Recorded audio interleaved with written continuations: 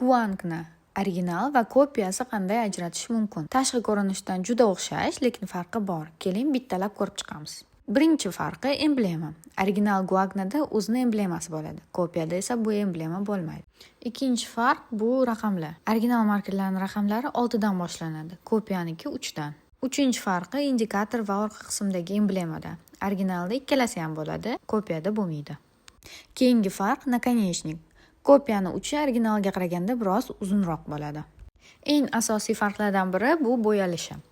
Kopiya bo'yoqni originaldek zich va tekis yotqizmaydi va qurigandan keyin esa biroz yopishqoq effekt qolishi mumkin. Va albatta narxida ham katta farq bo'ladi. Kopiya почти 2 baravarga arzonroq bo'ladi original. Biz ham adashib bir marta kopiyasini olib kelib, arzon narxda sotganmiz. Mana bizdan shu markerni sotib olgan obunachimizning izohi. Shuning uchun narxini solishtirishdan oldin avvalo original yoki kopiya ekanligini aniqlab oling.